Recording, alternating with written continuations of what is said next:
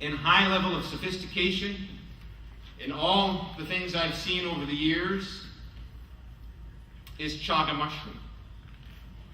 I would have to rate it as right a brother in power and influence on health to oregano and to the spice extracts.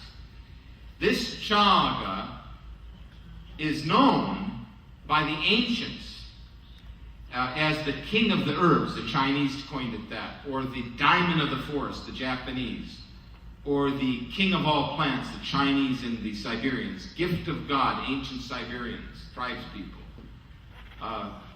It's a universal way to adapt. I discovered chaga because the Aboriginal people of Canada, before they had to close their business, came up to me and said, "Have you ever heard of chaga?" And I said, "I don't know anything about it. It was 10 years ago or so." And so I bought whatever he had, took it home, did nothing with it, and then got desperate because I kept waking up at 8 o'clock and I wanted to get up earlier and this type of thing. I was looking for something for energy or strength. And then also, I had a patch of psoriasis from the old disease I got when I discovered the oregano from the IV needle accident. And so I used this chaga and I made an emulsion. I plastered it on my psoriasis and it ate the psoriasis off. I took the chaga in the morning as a tea, and I woke up at 4:30 with energy. And I kept waking up between 4 and 5:30 with energy, normal energy, not caffeine, just, okay, I'm ready to go, I can't go back to sleep, I'm going to go to work, do something. And then, especially if I had a cup of chaga at night, I would get this up early, always, every time. So I said, what is this stuff? Then I started scouring all the information, and I wrote the book, The Cures in the Forest, because I started giving it to people, and I'm impressed terribly so.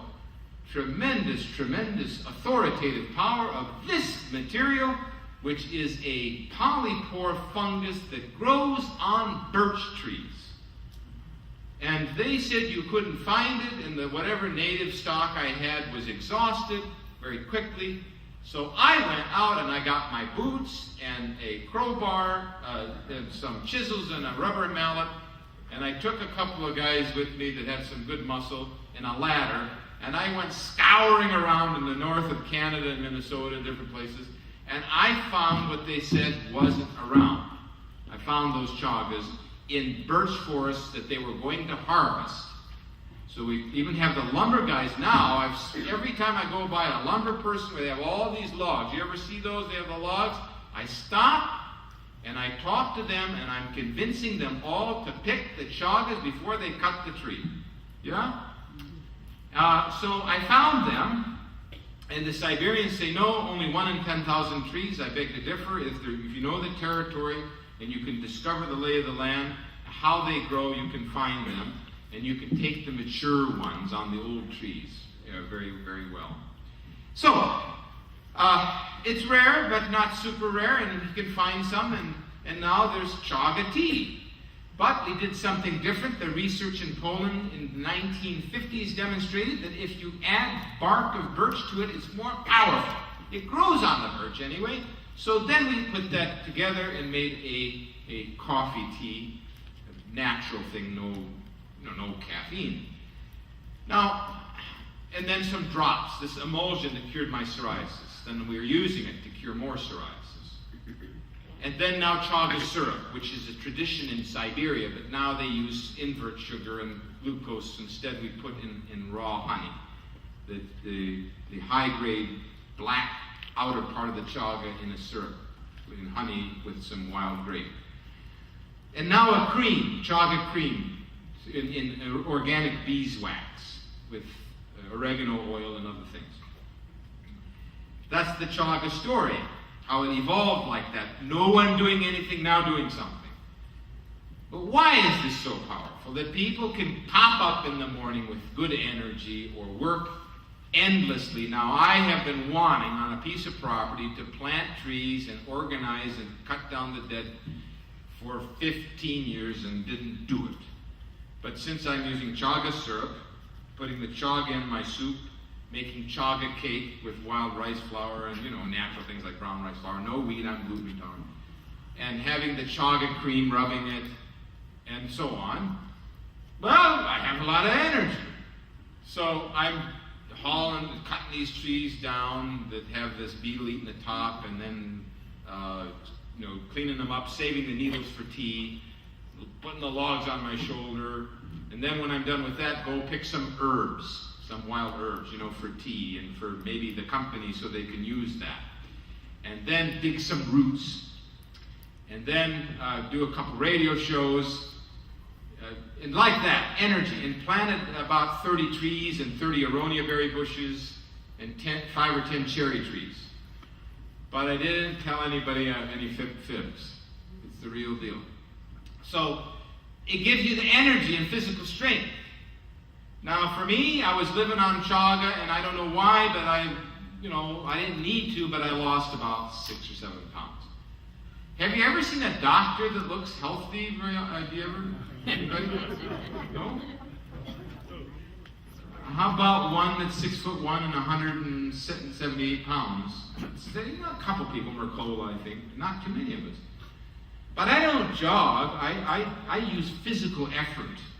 I do something called exercise chaos, which is to go into the woods. You can do that here on the escarpments and do something. Throw a backpack, some natural sandwiches, some vegetables. Do something with yourself. Don't just exercise. Have a party. Go out and have a picnic. Walk the mountain slopes. Pick a few herbs. Experiment. Don't pick the mushrooms. Leave them alone.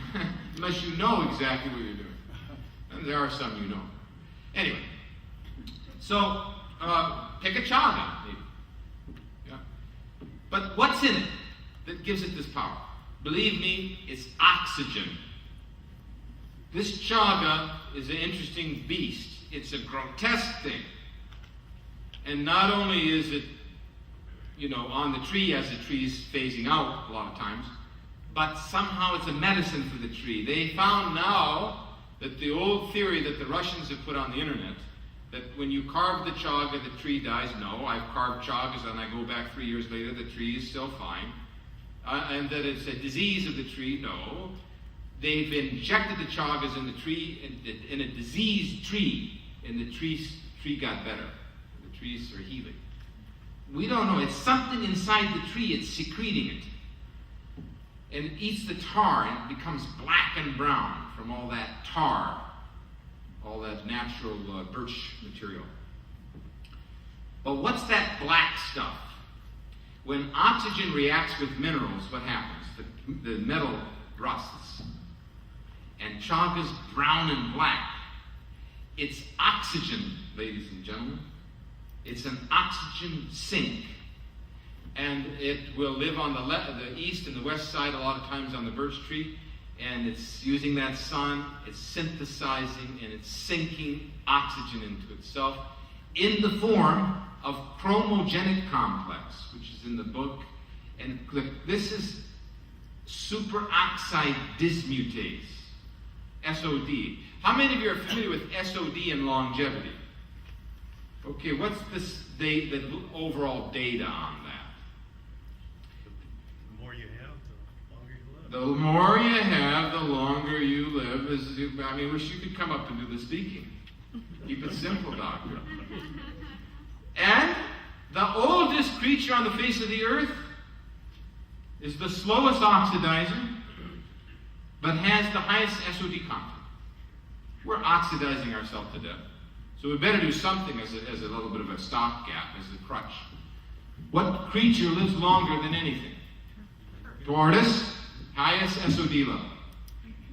So, it is so high in SOD, it destroys your brain. When we send the SOD out to measure it, it's got like SOD in it, like billions of molecules.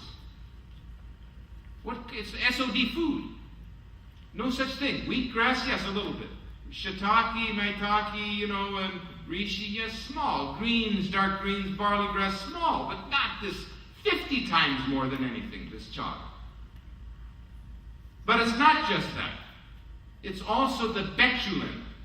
The white of the birch bark is concentrated and then converted to betulinic acid, one of the most potent anti-tumor agents known. It's a sterol.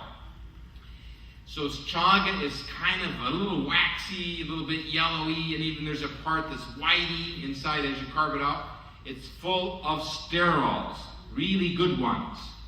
And those sterols are very powerful, like hormones or pre-hormones, and they stabilize you. The reason chaga is so good, besides the SOD, is the stabilization of what system? What system is making all kinds of steroids in our body? What do? We're going to fight or we're going to run. In our case, we're just going to dodge them. Right? We're not going to, it's the adrenals and the endocrine glands.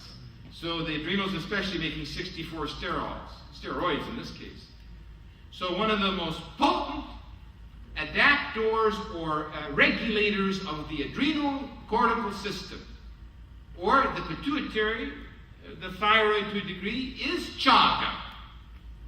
And if you have to do this, or run, or if you have a stress, or if you have an unavoidable crisis, grief, death, all these things that hit us, or we allow it to hit us, then we should have some kind of a thing that we could take on a daily basis to modify that stress and to level it out. And this is what chaga does. It's a daily supplement. Now you have a good example in the Inuit versus the Siberians. The Siberians live in the climate equal to the Inuit. They're both harvesting the reindeer and the fatty fish and seal and such. Maybe the Siberians have a slightly different environment. But the Inuit lifespan is what? Not too long, really.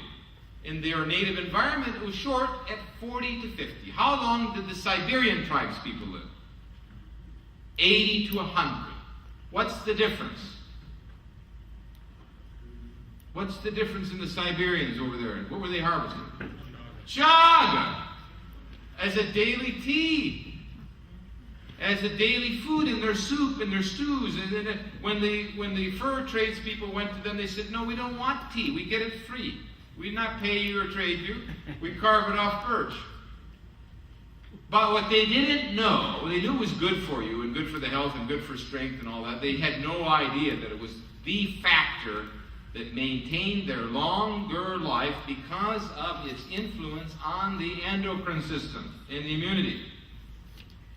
What's more, this is a brown pigment that this chaga has, and the brown is melanin. And melanin, melatonin, it's a pigment that keeps us in top health and feeds the pineal pituitary complex. So we want to take advantage of the chaga as a way to maintain our health. It has powers in other areas. It's going to bolster the immune system. It's rich in beta-glucan and other glucans, so it's going to induce the macrophages, the monocytes, the white cell activity to go to attack and destroy and decontaminate. And particularly on the skin, especially there, it's inducing these macrophages, the monocyte-acidic activity, to come into the diseased tissue, the psoriatic lesions, the eczematous lesions, and eat them off. So now you know. My two favorite supplements are, before we have our break, what are the two favorites? Just keep talking. Oh, we're not having, okay. Which are the two? Oregano and what? Chaga!